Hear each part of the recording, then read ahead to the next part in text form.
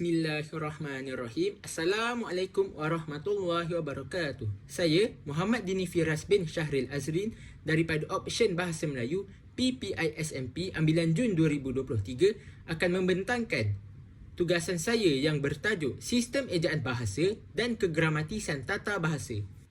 Baiklah, mari kita mengenali apa itu sistem ejaan. Sistem ejaan bahasa Melayu mempunyai tradisi dan sejarah tersendiri serta telah mengalami pelbagai perubahan daripada ejaan Jawi kepada ejaan Rumi. Secara umumnya, sejarah perkembangan ejaan bahasa Melayu boleh terbahagi kepada dua tahap, iaitu tahap sebelum kemerdekaan dan tahap selepas kemerdekaan. Perkembangan ejaan bahasa Melayu sebelum kemerdekaan bermula daripada sistem ejaan Maxwell pada tahun 1882, sistem ejaan Wilkinson 1904, sistem ejaan Za'abah 1949, sistem ejaan Fajar Asya 1945 sehingga 1954 dan sistem ejaan Rumi Kongres pada tahun 1956.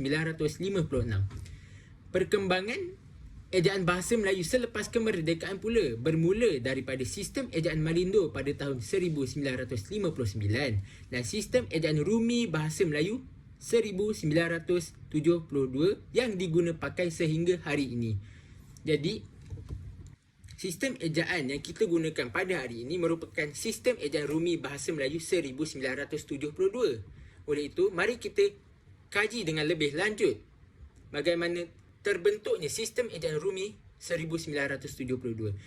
Pada 23 Mei 1972, Menteri Pendidikan Malaysia Datuk Hussein On dan Bapa Mahsuri, iaitu Menteri Pendidikan dan Kebudayaan Indonesia, telah menandatangani kenyataan bersama untuk melaksanakan satu sistem ejaan yang selaras dan standard antara Malaysia dengan Indonesia bagi menggantikan sistem ejaan terdahulu yang tidak seragam.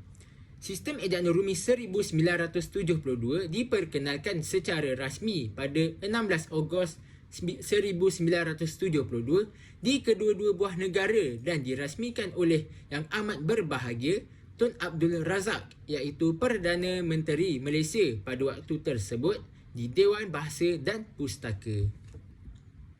Seterusnya, kita masuk kepada ciri utama sistem ejaan Rumi 1972. Ciri utama sistem ejaan Rumi 1972 mempunyai 10. Yang pertama, abjad. Terdapat 26 abjad iaitu A, B, C, D, E, F, G, H, I, J, K, L, M, N, O, P, Q, R, S, T, U, V, W, X, Y dan Z. Yang kedua, huruf vokal. Huruf vokal merupakan huruf yang mampu mengeluarkan bunyi serta menafsir sebutan bagi sesuatu perkataan yang disebut. Huruf vokal mempunyai 5 iaitu A, E, I, O dan U. Jadi, bila kita sebut huruf kelima-lima huruf vokal ini, A, E, I, O dan U, kita mampu menghasilkan sebutan daripada huruf-huruf ini. Tidak lupa juga, vokal E mempunyai dua jenis iaitu E pepet dan E taling. Contoh perkataan bagi E pepet ialah emak, emas, besar dan beban. Manakala E taling pula, contoh perkataan bagi E taling ialah sate, elak, episod dan perang. Yang ketiga, huruf konsonan. Huruf konsonan mempunyai 21 huruf yang juga merupakan baki abjad selain daripada huruf-huruf vokal iaitu A, E, I, O dan U.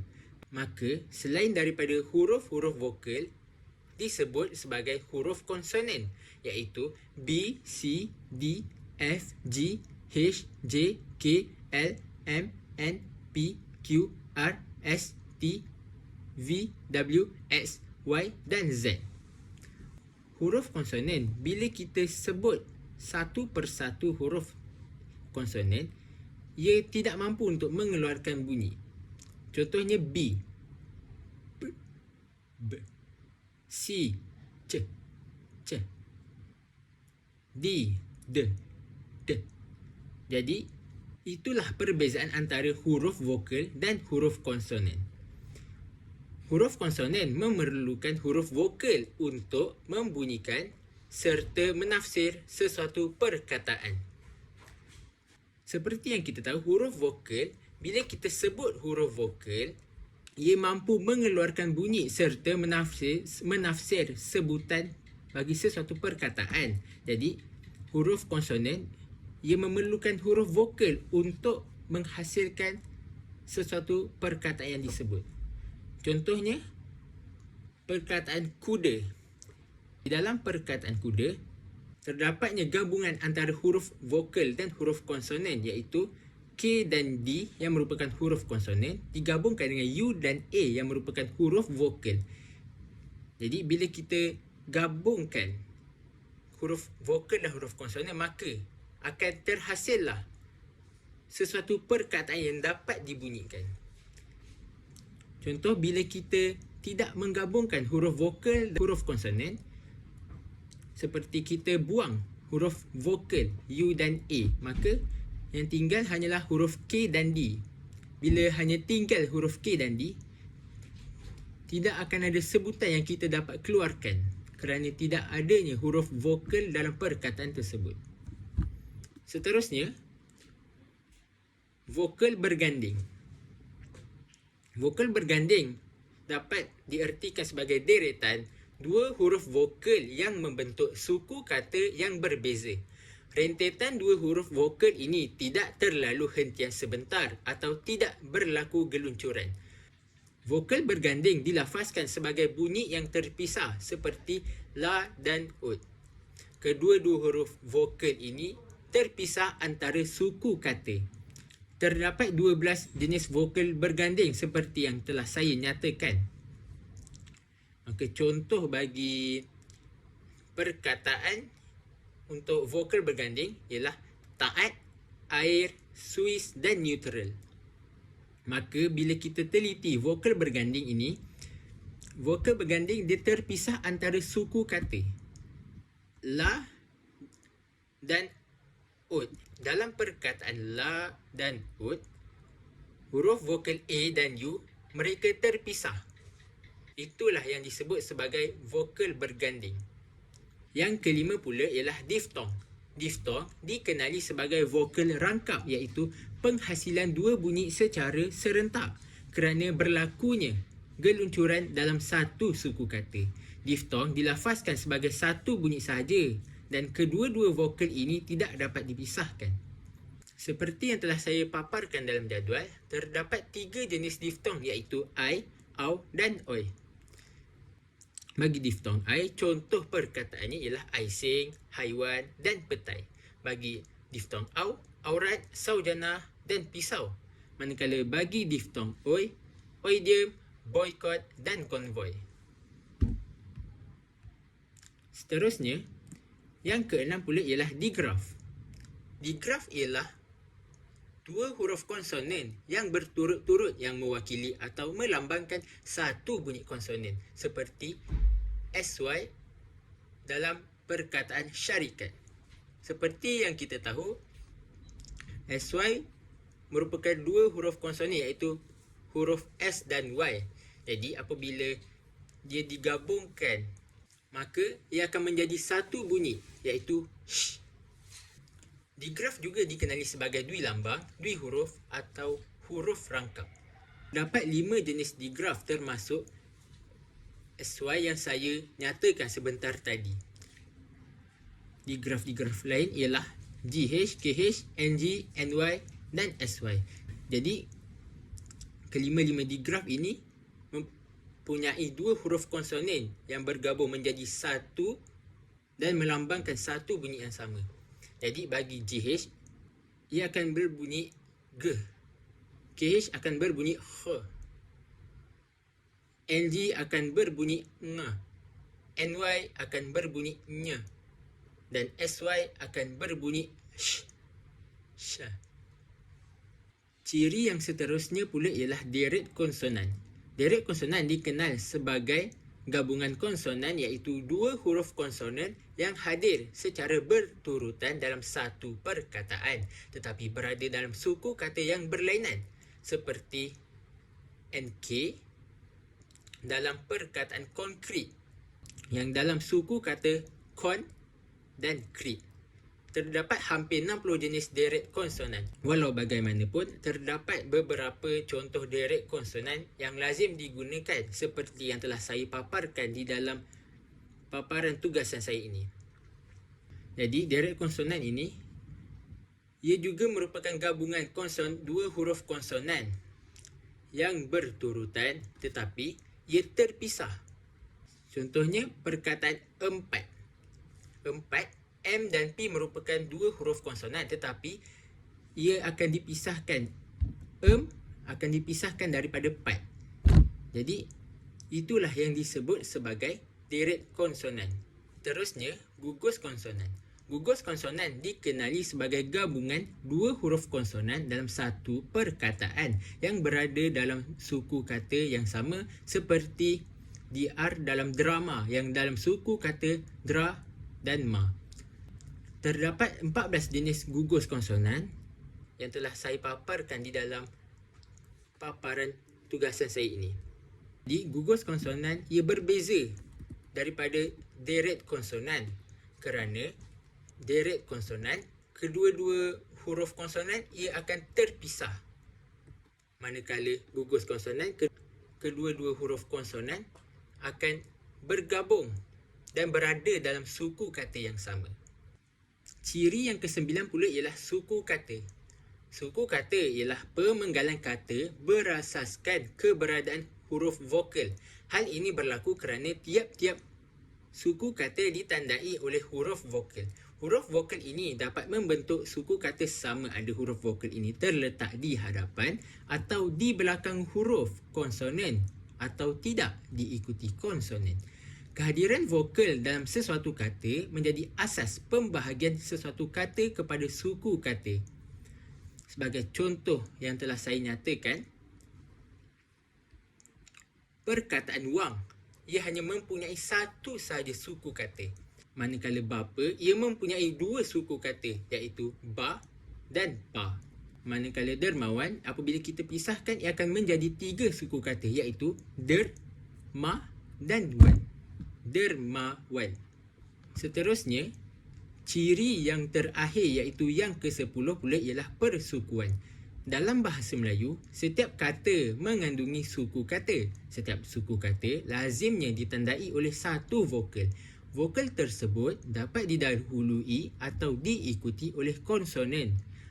Terdapat 4 cara persukuan iaitu persukuan pola umum suku kata, persukuan pola kata pinjaman, penyukuan pemisahan suku kata dan penyukuan dalam imbuhan. Baiklah, seterusnya kita masuk kepada sistem keselarasan vokal. Dalam sistem ejaan bahasa Melayu, terdapat dua peraturan bagi pengejaan kata iaitu sistem keselarasan vokal yang digunakan untuk mengeja kata dalam bahasa Melayu dan kekecualian sistem keselarasan vokal yang digunakan untuk mengeja kata pinjaman atau unsur serapan. Sistem keselarasan vokal ialah kesesuaian dua huruf vokal yang membentuk dua suku kata pada kata dasar, iaitu pasangan antara dua huruf vokal pada suku kata perakhir dengan huruf vokal pada suku kata akhir tertutup. Dengan kata lain, pasangan huruf vokal ini berlaku keharmonian dan keteraturan dari segi bunyi dalam sesuatu kata. Bagi pola keselarasan vokal, terdapat 18 pola keselarasan vokal dalam sistem ejaan baharu Rumi Bahasa Melayu. Akan tetapi, saya paparkan serba sedikit pola keselarasan vokal disebabkan polanya yang terlalu banyak. Jadi, contohnya A dan A di dalam perkataan adab dan gagak. I di dalam perkataan adil dan bakti. U di dalam perkataan sayur dan baju. Seterusnya, kekecualian pola keselarasan vokal. Kekecualian pola Keselarasan vokal pula ialah ejaan kata bahasa Melayu yang tidak mematuhi pola keselarasan vokal. Maka ia berbeza sedikit daripada pola keselarasan vokal tadi kerana ia tidak mematuhi pola keselarasan vokal.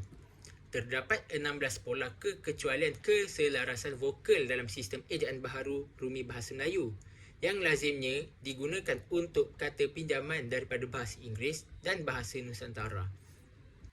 Kita boleh lihat contoh kekecualian pola keselarasan vokal di dalam jadual yang telah saya paparkan.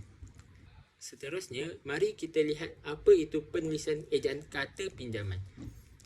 Apabila sesuatu kata daripada pelbagai bahasa, misalnya bahasa Inggeris, Arab, Jawa, Belanda, Portugis, Cina dan bahasa lain, hendak diserap dalam bahasa Melayu, beberapa pedoman atau kaedah perlu dipatuhi. Terdapat dua situasi unsur asing, iaitu kata pinjaman dapat diserap dalam bahasa Melayu melalui penyerapan sepenuhnya dari segi sebutan dan tulisan yang dikekalkan seperti bahasa asal, atau penyerapan dalam bentuk visual diutamakan. Beberapa pedoman dan kaedah yang digunakan untuk penulisan ejaan kata pinjaman. Antara salah satu pedoman dan kaedah yang digunakan untuk penulisan ejaan kata pinjaman ialah konsonan, gabungan konsonan dan gabungan vokal. Jadi, antara contoh yang kita boleh lihat ialah perubahan ejaan di dalam perkataan jeep yang merupakan bahasa pinjaman bahasa Inggeris. Apabila ditukarkan kepada bahasa Melayu, ejaannya akan berubah, iaitu JEEP yang dieja daripada bahasa pinjaman. Apabila ditukarkan kepada bahasa Melayu, ya, perkataan JEEP, kedua-dua E akan ditukarkan menjadi I. Pedoman dan kaedah yang seterusnya ialah akhiran asing. Bahasa pinjaman yang mempunyai ejaan ARY, apabila ditukarkan kepada bahasa Melayu, ARY akan menjadi ER. Sebagai contoh, perkataan primary apabila ditukarkan kepada bahasa Melayu, primary akan ditukarkan menjadi primer, iaitu ARY yang berada di hujung perkataan akan diubah menjadi ER. Seterusnya, penulisan huruf bahasa Melayu. Penulisan huruf bahasa Melayu mempunyai dua, iaitu huruf besar dan huruf kecil. Jadi, bagi huruf besar, terdapat beberapa kaedah tata bahasa untuk menulis sesuatu perkataan tersebut menggunakan huruf besar. Sebagai contoh yang telah saya paparkan di dalam paparan tugasan saya, yang pertama ialah bagi huruf pertama kata di awal ayat yang lengkap. Contohnya, beliau ialah ayah saya. Jadi, beliau, huruf B merupakan huruf pertama bagi memulakan sesuatu ayat. Jadi, B akan ditulis dengan huruf besar. Sebagai huruf pertama nama orang. Jadi, huruf pertama nama orang akan ditulis dengan huruf besar. Seperti Nik Safiah binti Nik Abdul Karim. Jadi, Nik Safiah dan Nik Abdul Karim merupakan nama dan kedua-duanya akan ditulis dengan huruf besar. Terdapat juga syarat-syarat lain seperti sebagai huruf pertama dalam ungkapan yang berhubungan dengan kitab suci dan nama Allah, termasuk kata ganti untuk Allah. Sebagai huruf pertama nama jawatan dan pangkat yang diikuti nama orang. Sebagai huruf pertama gelaran kehormat, keturunan dan keagamaan yang diikuti nama orang. Sebagai huruf pertama nama bangsa, suku dan bahasa. Sebagai huruf pertama nama tahun, bulan, hari, hari raya dan peristiwa sejarah. Sebagai huruf pertama bagi semua nama khas dalam bidang geografi. Sebagai huruf pertama bagi nama rasmi badan, lembaga pemerintah, dokumen rasmi, pertubuhan, tempat, bangunan, jalan dan monumen. Sebagai huruf pertama semua kata dalam nama buku, surat khabar, majalah dan judul karangan kecuali kata sendi, kata hubung yang tidak terletak pada kedudukan awal ayat. Dan yang terakhir, sebagai huruf pertama dalam singkatan nama gelaran, pangkat dan sapaan. Bagi huruf kecil pula, antara syarat untuk sesuatu perkataan tersebut ditulis dengan huruf kecil ialah yang pertama, huruf pertama nama jabatan dan pangkat yang tidak diikuti nama orang atau nama tempat. Yang kedua, huruf pertama bagi nama geografi yang tidak khas. Dan yang terakhir, huruf pertama nama gelaran, kehormatan, keturunan dan keagamaan yang tidak diikuti nama orang. Seterusnya, terdapat pelbagai tanda bacaan dalam bahasa Melayu. Akan tetapi, saya akan tunjukkan tanda-tanda bacaan yang kerap kita lihat atau temukan di dalam kehidupan kita. Yang pertama, tanda noktah atau titik. Jadi, tanda noktah atau titik ini biasanya ia akan diletakkan pada akhir ayat yang bukan pertanyaan atau seruan.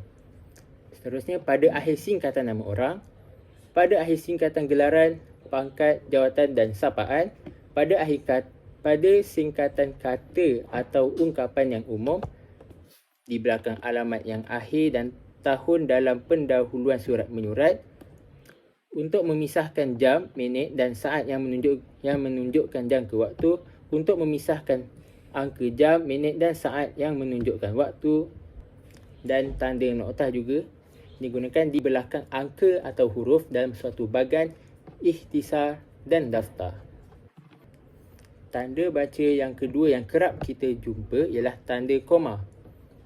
Jadi, tanda koma ini biasanya ia akan digunakan untuk memisahkan ayat setara yang satu daripada ayat setara berikutnya yang didahului oleh kata seperti tetapi atau melainkan. Contohnya, Azrai bukan bapa saya, melainkan Azrul. Jadi, untuk memisahkan kedua-dua ayat tersebut, kita akan letakkan tanda koma supaya ayat tersebut kelihatan lebih kemas dan mudah difahami. Selain itu, tanda koma juga digunakan untuk memisahkan anak ayat daripada ayat induk apabila anak ayat mendahului ayat induk di belakang kata atau ungkapan penghubung antara ayat yang terdapat pada awal ayat, di belakang kata seruan seperti wah, aduh yang terdapat pada awal ayat, untuk memisahkan petikan langsung daripada bahagian lain dalam ayat, untuk menceraikan bahagian nama yang dibalik susunannya dalam daftar pusaka, dan juga tanda koma akan diletakkan di antara nama dengan alamat, bahagian alamat, tempat dengan tarikh yang ditulis sebaris. Tanda baca yang ketiga pula ialah tanda tanya. Tanda tanya kebiasaannya akan digunakan pada akhir ayat tanya, sebagai contoh, bagaimanakah keadaan nenek awak? Jadi, bagaimanakah keadaan nenek awak? Ia merupakan satu soalan. Jadi, apabila ia merupakan soalan, kita akan meletakkan tanda tanya di hujung ayat. Yang kedua, di antara tanda kurung atau untuk menyatakan bahagian ayat yang disangsikan atau yang kurang dapat dibuktikan kebenarannya.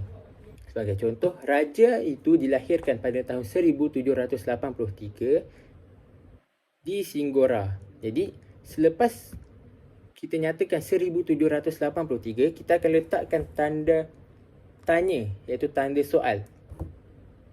Ia menunjukkan bahawa kita kurang yakin dan kita tidak dapat memastikan dengan sahih bahawa raja itu benar-benar dilahirkan pada tahun 1783 di Singgora.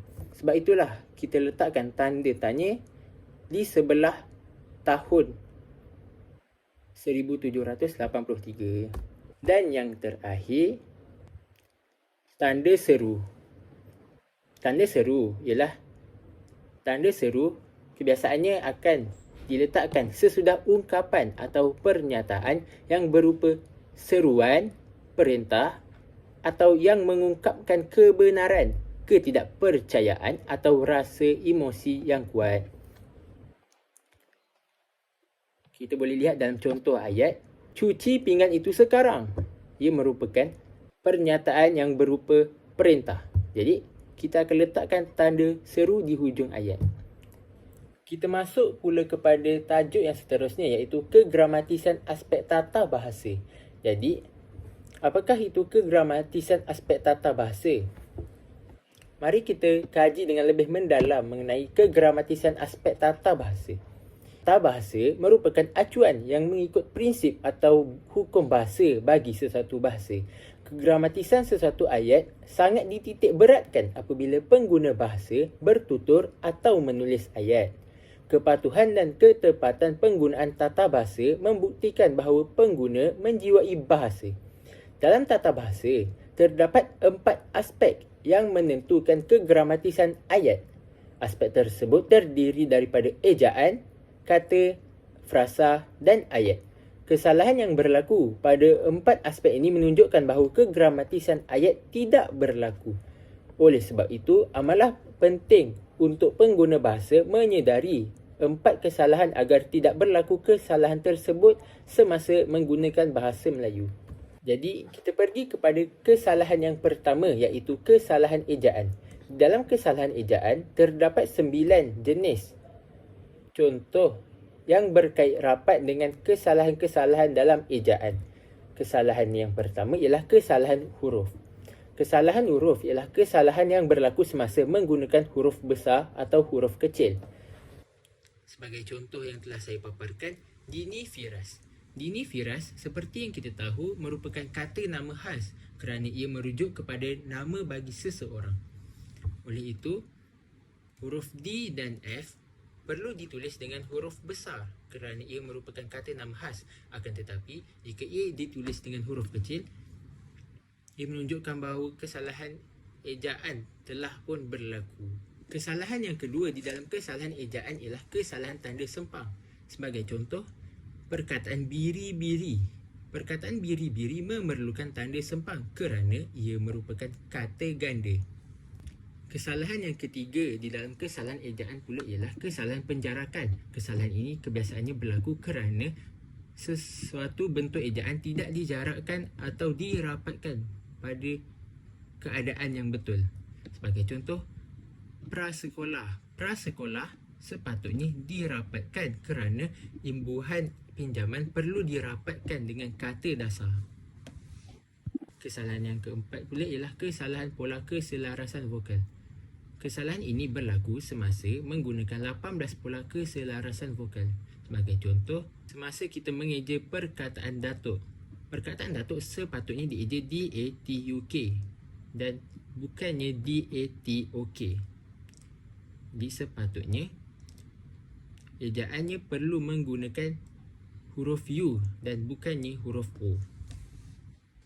Kesalahan yang kelima ialah kesalahan kelainan vokal. Kesalahan ini berlaku semasa ejaan yang menggunakan 8 kelainan vokal. Sebagai contoh, bistari ialah perkataan yang dieja salah kerana ejaan yang betul ialah bestari, B-E-S-T-A-R-I dan bukannya B-I-S-T-A-R-I. Kesalahan seterusnya ialah kesalahan konsonan. Kesalahan ini berlaku semasa ejaan yang menggunakan konsonan. Sebagai contoh, ejaan beza, D-A-J B-E-Z-A dan bukannya B-E-D-A, beda. Kesalahan yang ketujuh ialah kesalahan bahasa pinjaman. Kesalahan ini berlaku semasa menggunakan bahasa pinjaman yang disesuaikan berdasarkan bahasa Melayu, sama ada dari segi pengekalan huruf asal, penukaran huruf pangkal atau gabungan konsonan tertentu. Sebagai contoh, perkataan hadis perlu dieja H-A-D-I-S dan bukannya H-A-D-I-T-H. Hal ini kerana di dalam kata pinjaman bahasa Arab, dui huruf TH apabila hendak ditukarkan kepada bahasa Melayu, dui huruf TH akan bertukar menjadi huruf yang satu iaitu S. Kesalahan yang ke-8 ialah kesalahan bentuk bebas. Kesalahan ini berlaku semasa menggunakan ejaan yang memerlukan rujukan khusus seperti kamus kerana ejaannya tidak selaras dan tiada ketetapan. Dan yang terakhir pula ialah kesalahan bentuk terikat. Sebagai contoh, nama kamu apa? Seperti yang kita tahu, apabila kita bertanyakan seseorang mengenai nama, kita menggunakan pertanyaan siapa dan bukannya apa. Kesalahan yang kedua selain daripada kesalahan ejaan ialah kesalahan kata. Kesalahan kata terbahagi kepada 4, iaitu kesalahan kata nama, kesalahan kata kerja, kesalahan kata adjektif dan kesalahan kata tugas. Contoh bagi kesalahan kata nama ialah: Cikgu, aku hendak ke tandas, kata Chin kepada Cikgu Hasli. Sebetulnya, Cikgu, saya hendak ke tandas, kata Chin kepada Cikgu Hasli. Ia salah kerana ayat tersebut salah kerana kata ganti nama diri yang dia gunakan ialah aku, sedangkan dia sedang bercakap dengan seorang guru. Bagi contoh kesalahan kata kerja pula ialah Amir pulang kampung sebentar tadi. Sepatutnya kita harus mengatakan bahawa Amir pulang ke kampung sebentar tadi. Ayat tersebut salah kerana kata kerja tunggal pulang perlu diikuti kata sendi nama ke. Kesalahan kata yang ketiga pula ialah kesalahan kata adjektif. Bagi contoh, gadis itu bencikan bau durian. Sepatutnya, gadis itu benci akan bau durian. Ayat tersebut salah kerana kata adjektif benci perlu diikuti oleh kata sendi akan. Kesalahan yang terakhir di dalam kesalahan kata ialah kesalahan kata tugas. Sebagai contoh, Arif selalu bersenam dan badannya gemuk. Ayat ini salah kerana kata hubung yang digunakan iaitu dan tidak sesuai, kerana ia merupakan ayat yang merujuk pertentangan. Oleh itu, kata hubung yang sesuai digunakan ialah tetapi. Arif selalu bersenam tetapi badannya gemuk. Kesalahan yang ketiga yang perlu ditekankan ialah kesalahan ayat. Di dalam kesalahan ayat terdapat 6 jenis kesalahan-kesalahan yang sering dilakukan di dalam ayat. Yang pertama, kesalahan ragam ayat. Contohnya, kucing itu kena diracun. Sebetulnya, kucing itu kena racun. Ayat ini salah kerana urutan kata dalam ayat perlulah mengikut inti dan penerang. Yang kedua, kesalahan ayat perintah. Sebagai contoh, tolong jangan usir kami. Ayat ini salah kerana ayat perintah tidak boleh bergandingan dengan kata perintah, iaitu perkataan tolong dan jangan yang dilihat saling bersebelahan di dalam ayat. Kesalahan yang ketiga ialah kesalahan ayat tanya. Contohnya, kamu ke kantin kah? Ayat ini salah kerana ayat tanya tidak memerlukan imbuhan kah di hujung ayat. Seperti yang kita tahu, ayat tersebut merupakan ayat tanya. Jadi, kita tidak perlu meletakkan kah di hujung. Cukup sekadar kamu ke kantin. Kesalahan yang keempat ialah kesalahan ayat majmuk. Sebagai contoh, Amirah merajuk serta ke dalam bilik untuk menangis. Ayat ini salah kerana gabungan ayat perlulah menggunakan kata hubung dengan sesuai dan tepat. Di dalam ayat tadi, penggunaan perkataan serta amatlah tidak tepat. Sepatutnya kita menggunakan kata hubung lalu untuk menggabungkan kedua-dua ayat Amirah merajuk dan ke dalam bilik untuk menangis. Jadi ayat yang betul ialah Amirah merajuk lalu ke dalam bilik untuk menangis. Kesalahan yang kelima pula ialah kesalahan susunan ayat. Ayat ini baju sangat kotor merupakan ayat yang salah kerana urutan kata dalam ayat perlulah mengikut inti dan penerang. Ayat yang betul ialah baju ini sangat kotor. Kesalahan keenam iaitu kesalahan terakhir di dalam kesalahan ayat ialah kesalahan klausa. Contohnya, setiap hari Ahad selalu ke pasar. Ayat yang betul ialah setiap hari Ahad ibu selalu ke pasar. Ayat ini salah kerana klausa ini perlu diletakkan subjek iaitu ibu bagi melengkapkan ayat. Jika tiada subjek ibu, maka kita akan Berikut menganggap bahawa merupakan ahad kesalahan yang selalu ejaan pergi yang ke tertera pasar. pada nama klinik yang telah saya jumpa di kampung halaman saya. Perkataan tersebut salah kerana dieja klinik, sedangkan klinik dieja KLINIK.